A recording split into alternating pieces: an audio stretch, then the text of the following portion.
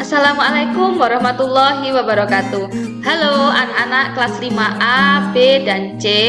Hari ini kita akan belajar bersama dengan Bu Farah dengan pelajaran bahasa Inggris. Kita akan masuk ke materi baru karena kemarin kita sudah melakukan ulangan. Alhamdulillah nilainya cukup memuaskan semua. Nah, hari ini kita akan membahas materi baru mengenai giving direction atau memberi petunjuk arah. Nah, giving direction ini ada di buku Grow with English Lesson 2. Nanti kalian bisa lihat sendiri di buku kalian, oke? Selanjutnya, tujuan pembelajaran kita pada hari ini, the purpose of learning. Yang pertama, students can know the place at school. Siswa dapat mengetahui tempat-tempat atau ruangan yang ada di sekolah. Kemudian yang kedua, students can know direction words. Siswa dapat mengetahui kata-kata untuk menunjukkan arah.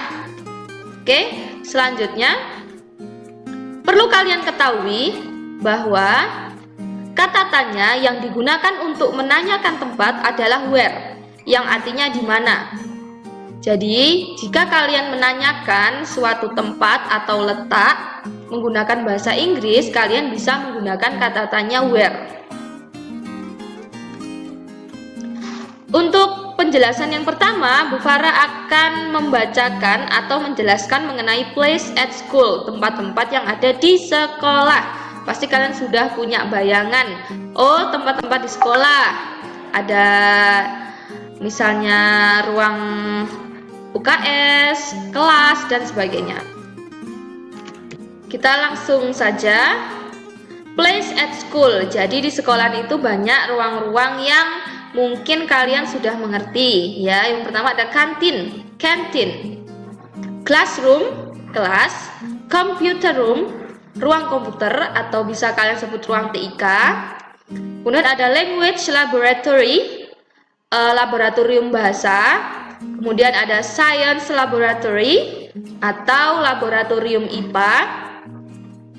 Kemudian ada infirmary atau UKS, library, perpustakaan, teacher's office, ruang guru, principal office, ruang kepala sekolah, mosque atau masjid, parking area, tempat parkir, dan school garden atau taman sekolah. Itu adalah beberapa tempat-tempat yang mungkin pasti ada di sekolah, ya. Nah, selanjutnya kita akan membahas mengenai direction word atau kata menunjukkan arah, kata-kata untuk menunjukkan arah. Nah, di sini Bu Farah punya beberapa kata yang bisa digunakan untuk menunjukkan suatu lokasi atau tempat. Yang pertama ada go straight, jalan lurus, next to, di samping, near, dekat, behind, di belakang, beside, di samping, between, di antara, go upstairs, naik ke atas, across, di seberang, go past, melewati, opposite, di seberang, turn right, belok kanan, turn left, belok kiri, in front of, di depan, go downstairs, turun tangga.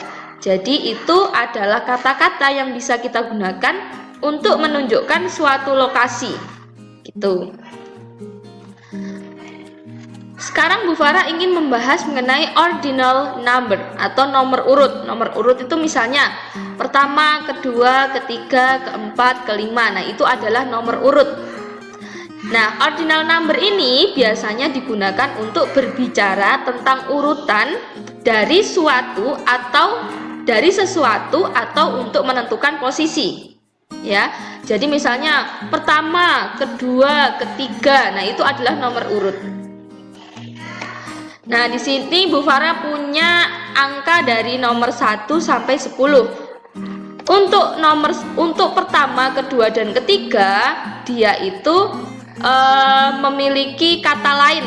Dilihat ya, yang 4, 5, 6, 7, 8 kan sama angkanya, cuma di belakangnya diberikan TH. Nah, jadi kalian perlu menghafal. Kalau pertama itu first, kalau kedua itu second, Kalau ketiga itu third.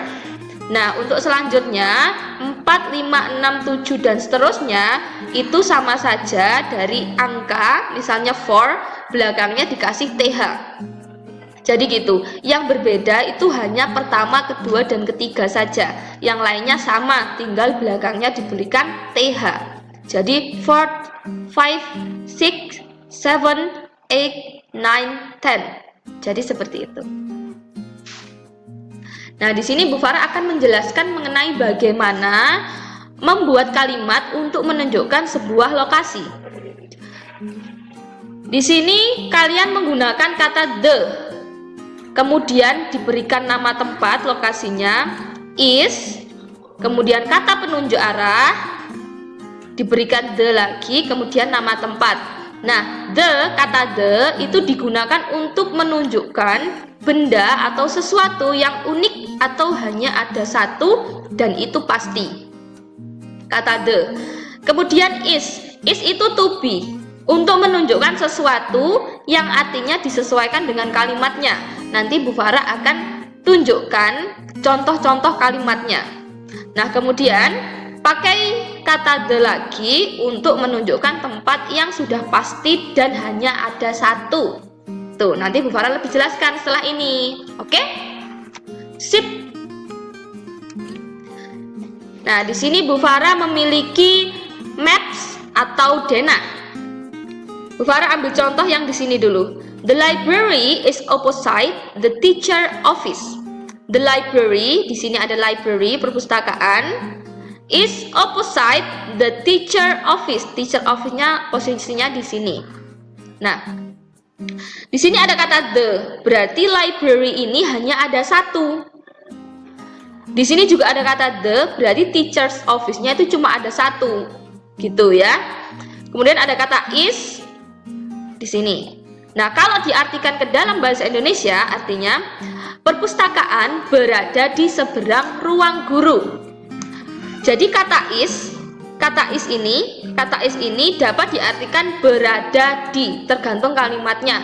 Jadi karena kita sekarang membahas tentang kalimat untuk menunjukkan lokasi, jadi is ini bisa kita artikan berada di. Jadi gitu ya. Bisa dipahami? Bisa? Pinter. Nah, kemudian di sini room 5B is between room 5A and room 5C. Loh, kenapa kok di sini tidak ada kata the? Di sini nggak ada kata the kan? Iya, karena room 5ABC itu adalah ruang yang sama namun berbeda jenis. Jadi ada beberapa ruangan kelas 5. Kalau seperti itu tidak usah diberikan kata the, karena kata the itu digunakan untuk sesuatu yang hanya ada satu, gitu ya. Maka dari itu, ketika kita menunjukkan sebuah lokasi kelas, itu tidak perlu digunakan kata the, ya, karena ini kelasnya ada banyak, jenisnya ada banyak. Jadi seperti itu. Jika diartikan ruang 5B berada di antara ruang 5A dan 5C, seperti itu. Kemudian contoh yang lain, the principal office is beside the library. Ini ya, jadi principal office itu hanya ada satu ruangannya, kemudian di samping atau di sebelah the library, perpustakaan cuma ada satu, makanya ada kata the, seperti itu. Oke? Semuanya mengerti? Oke, Farah lanjutkan. Karena Bu Farah sudah menjelaskan bagaimana cara membuat kalimat untuk menunjukkan lokasi, Bu Farah akan memberikan tugas untuk kalian. Silakan dikerjakan. Apabila nanti kalau ada yang belum mengerti, boleh langsung japri atau WA Bu Farah. Nanti akan Bu Farah bantu untuk menjelaskan. Tugas kalian adalah menunjukkan lokasi dari masing-masing ruangan yang ada di denah ini. Nah, kata penunjuk yang kalian gunakan adalah beside, between, opposite, in front, dan behind. Jadi kalian boleh menggunakan misalnya principal office ini pakai beside, boleh. Teacher office pakai in front, boleh. Library pakai opposite boleh. Jadi kalian tentukan sendiri, yang penting sesuai dengan denah yang sudah Bu Farah berikan ini. Nah, kalau right itu kanan, left itu kiri. Pintu masuknya dari sini ya. Jadi kalau ke sana itu sebelah kanan, kalau ke sini itu sebelah kiri. Seperti itu ya.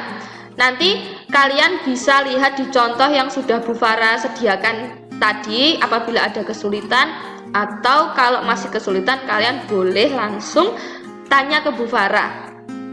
Ya. Oke. Alhamdulillah. Materi kita hari ini sudah Bu Farah sampaikan. Semoga kalian dapat mengerti apa yang Bu Farah sampaikan. Semoga kalian bisa mengerjakan tugasnya dengan lancar.